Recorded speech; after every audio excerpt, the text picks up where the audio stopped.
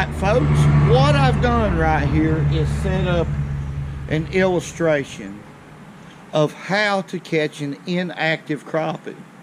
Now this is exactly what happened that day.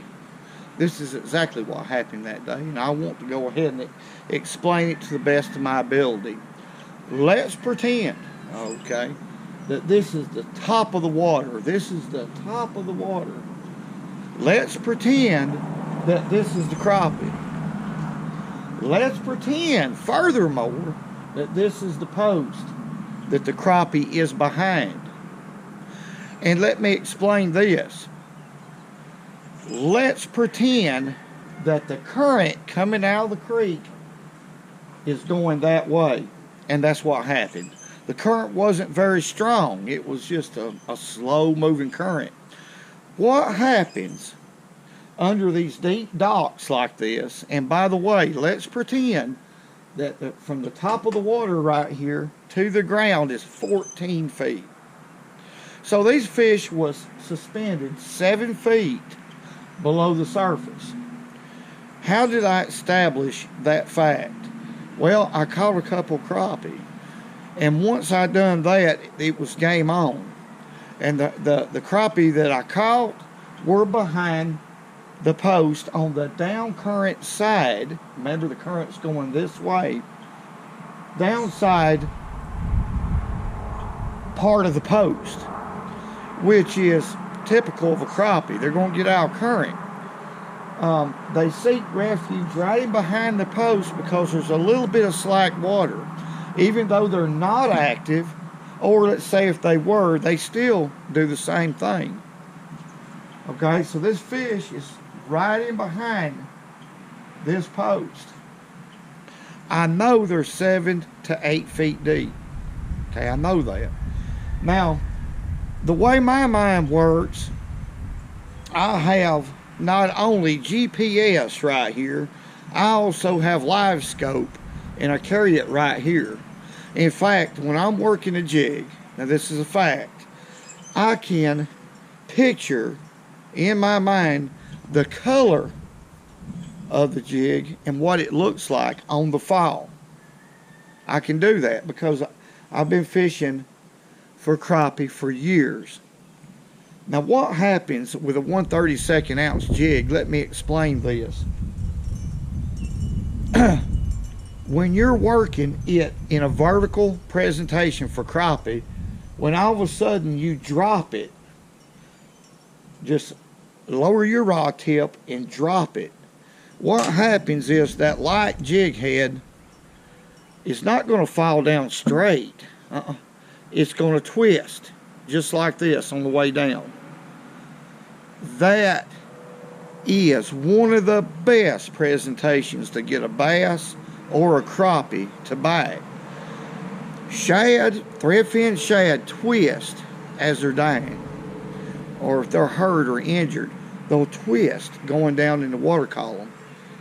That is a natural presentation when the bait twists going down, and that's what's happening on this post. So by using my live scope, I knew the fish were 7 to 8 feet deep. Now remember, when you fish for crappie, fish above them slightly. Now being that the water was dingy, it wasn't muddy, it was dingy, I knew that I had to, before I let the jig fall, in other words, here's 6 foot level right here, and I had my rod tip held high enough to where I could drop the jig a foot or two to create the strike. So I knew I had to be pretty close to these crappie account the water was dingy. So I would throw on the upcurrent side of the post right here.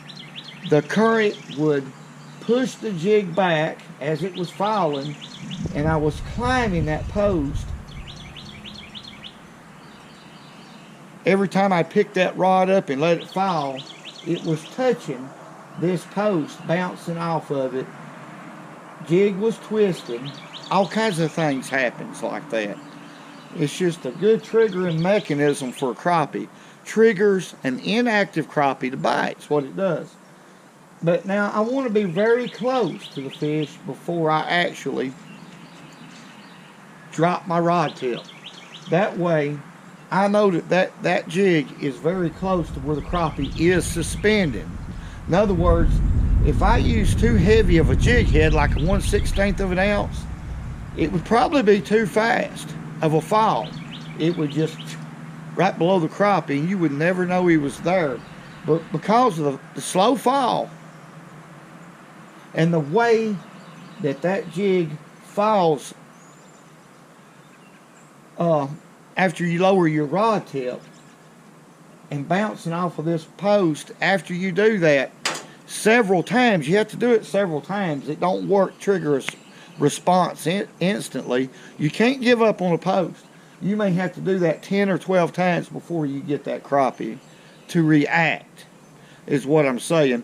I hope I explained that right there. Now, I use weedless jigs always around these posts. If you don't, you'll stay hung up. And that's a 40-pound weed guard that I tie in my jig head myself. 40-pound mono. That's all it is. But that is so important.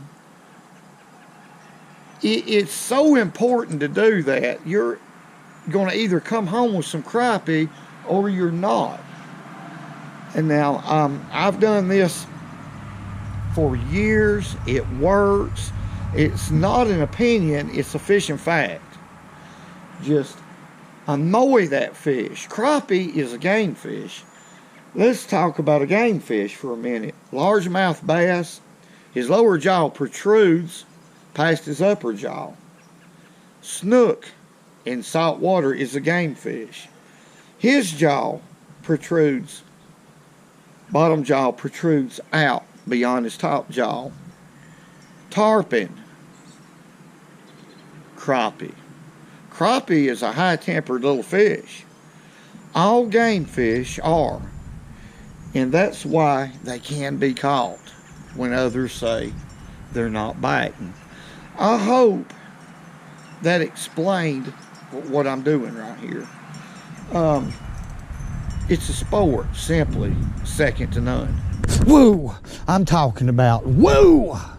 Look at the green grass. The grass is green only in that yard. Look at it. Woo! Green grass. There he is. That's a good fish right there. That fish took off a little bit different after I set the hook than a lot of them does. That's a good fish right here. A good way to break the ice this morning, folks. That's a big black crappie. My, I knew they'd hit this color this morning. The water's dingy. Water's dingy. And yeah, he ain't too bad at all. Ain't that a nice one? My goodness. My. Hey. Oh my goodness. Woo. Well, now, that's the first fish of the day. Pretty good black crappie there. Probably about 12.5 inches, if I had to guess. Pretty good fish. Now, I've been fishing for probably about 15 minutes. And I found out what the depth is that these fish are at. Or this one here was probably about 7 feet deep this morning. Got it out. 7 feet deep. That's a good deal right there, because I know a lot of docks that set up in about 9-10 feet of water. That fish was on a 10-foot dock, 7 feet deep. He was suspended about 3 feet off the bottom. Let's let him go right here. Now, it is a beautiful morning this morning, folks, but it's going to be sort of cloudy and overcast all day. Matter of fact, tonight we got a 60% chance of rain. And currently the surface temperature is at 51 degrees, which I thought it would be a lot lower than that. What had happened, the surface temperature before that bad major front moved in was at 56 degrees on top. I mean, fishing was fixing to open up. Then that front come through. And these fish, the first fish I caught, I had to keep that bait in front of that crappie's face, which is what I've been having to do all winter. All winter it's been that way. It's just typical crappie fishing. That's just all there are to it. But I'm going to slip in behind this dock and see if we got a fish or not. This is a deeper dock, about a 10-foot dock, and that's what I'm looking for. And I'm using a jig right here that's pink and chartreuse. It's a Bobby Garland. I forget the name of it, but y'all don't know what it is. It's a popular color, especially for muddy water. Have an orange head on it, and it's a 1/32 ounce with a weed guard, because there's a lot of stuff up under these docks that I'm going to fish today that will hang you up. Got to have that weed guard. I'm using 4-pound test Mr. Crappie. One of my old rods. This is a 6-foot Eagle Claw light action rod. I've used this. I've got 2 of these rods. I've used them for years and years. Here's a Cadence reel. It's the CS10, and that's really all I'm doing. I'm gonna just cast around. I'm gonna fish slow. I'm gonna keep that bait 7 feet deep. Let's try 7 feet, 6 to 7 feet deep.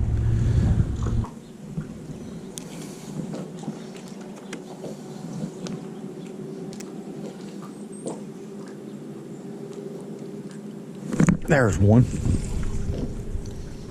That's a little better fish right here. A lot better fish. Matter of fact, it's a big crappie, folks.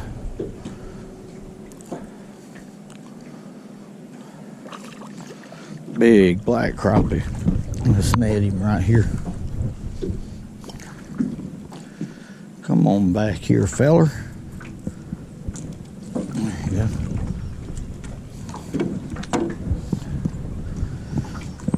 Now there is a big, that's a hoss right there. That's 2 big crappie I've caught.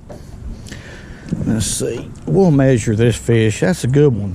I tell you what I'm doing wrong is I'm fishing too quick. I'm going to have to slow way down. Way down. But it's just too soon after that Arctic blast for these fish to get active. And I'm going to have to really slow down to catch any more. But that's a big black crappie. We'll measure him. He's not as big as I thought he was. I got a little excited. I'm bad about that because I simply love the fish, folks. Let's measure him. He's 12 3/4.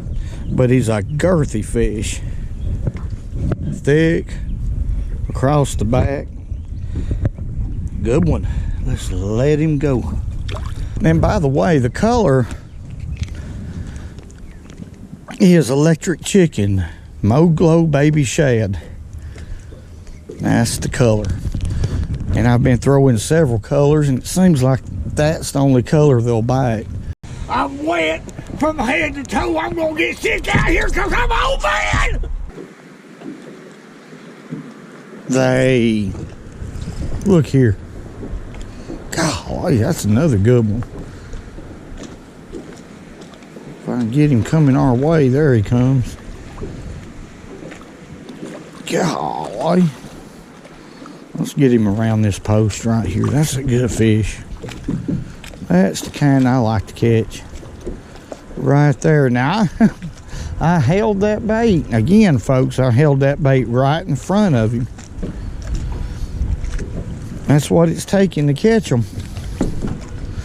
Now, this front right here is not a bad one. The one that I'm fishing on right now. The reason why is that Arctic blast. Look at there, what a crappie. That came through a couple days ago. That's the reason these fish are really hard to catch today. Now, the way the weather is going to be this week, In about 2 days, these fish will perk up like nobody's business. I guarantee you that. That's a good white crappie right there. No, it's a black crappie. Excuse me. I get excited. Quit. That's a good one right there. My goodness. Now, I know what y'all were thinking. Y'all was, why ain't you keeping them, son? Well, we have fish. We already have some, and we ain't eat them. We got about 6 packs of crappie, vacuum sealed. And I just don't want to take no more than I can use. I really don't. Plus, I would rather catch them and do that right there. That's the best part of it to me. Unless Mama Sue runs out of fish. And then, well, I got to catch them. There's no doubt. Now, they could be another crappie back there. But I doubt it because they're really scattered. I'm just going to go to the next dock. That's what I've been doing. I've been going back and forth on a long stretch of docks. I haven't caught 2 fish, folks, under a dock. No matter what I do. And I've even changed to a different color right here. And I forgot the name of that color, but it's a good one under conditions like this. Overcast, stained water conditions. That's another one I use. I might have some with me. If I do, I'll tell you what color it is. A lot of you probably know. I use so many colors that I can't keep up with the names of them. And different companies. But that is a good one. It's got pink and purple on it with a little bit of glitter. And I've always caught fish under conditions like this with that color. It's just a reliable color. Color makes a difference. Especially on a day like today. And patience. I'm going to mention patience is a must. Whoa, let's catch another. And doggone it, I want. Ooh, I had to get that out of my system. Whew, I'm okay now. I am okay. But I'm just letting it reach the depth, which is about 6 to 7 feet, and it's been that way today. That's been the magic depth. The only depth I can get a bite, 6 to 7 feet deep. And let's make a presentation. This is exactly what I'm doing. I'm fishing real tight for the most part. I've caught a few crappie not real tight, but the majority of them, the bigger fish, has been right up against them posts. And I'm just, see, my bait's at 6 feet, and I'm just basically holding it that way, barely moving it. You can see how when I let it go, see how it's on the post, it's not wanting to fall. I'm scrubbing against the post, folks, to trigger these fish. It's the only way I can get them to bite. To make them bite when they're not biting is what I like to do. And I've had a lot of that this time, the fall, this winter. It's been tough, a tough year for me to catch fish.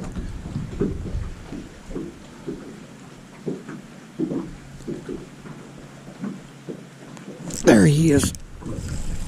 Oh my, come out of there. Oh my goodness. When I do get a bite, folks, it's a good one. This is a good son of a gun right here. Look here, what a crappie. I'm going to show that to y'all. By now, I ain't caught a whole lot of them, but I've caught some gem dandies. Don't come off. That's a good one. Oh my goodness, what a black crappie. Oh my. That is a giant. Look at there. That is a big crappie, folks. Heavy. Look at that back. how thick it is. That's where they get their weight. And jig all but fell out. We're gonna measure him. He's just a big, heavily built fish. He's 13 and a quarter. 13 and a quarter, but my goodness, that's a big fish. It is. Let's let him go right here. Let's let him swim off. Woo! Well, folks, I'm fixing to shag out of here because I'm drenched wet. I feel ashamed that I didn't bring me a raincoat, but that happens. That's the reality of me. But I wasn't going to give up till we caught some good crappie. Once I figured out the depth, 6 to 7 feet deep, I caught a few in 8 feet of water. Once I figured out the right presentation, which was to rub the post to trigger those bites, I caught some big crappie. I would have been much more effective out here if I'd brought my jig pole. That way I could have stayed away from those posts and probably caught more. But I caught a right smart of fish, and the two colors that worked was a twilight. It's got pink in it, pink and purple, and chartreuse in pink right here. And this is a electric chicken. And these are colors I used to use years ago, especially in muddy water or overcast days like today. And they're very effective. Color makes a big difference when you're fishing under conditions like this. I want to say thank y'all for everything y'all have done for this channel. And God bless each and every one of y'all. Remember, keep the left foot going in front of the right one, or the right one going in front of the left one. We'll get through it. Hey.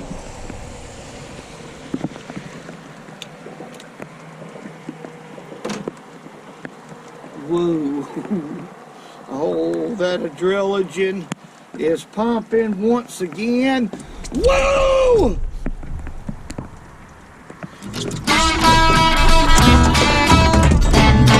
And remember, go fishing when you can, because it's good work.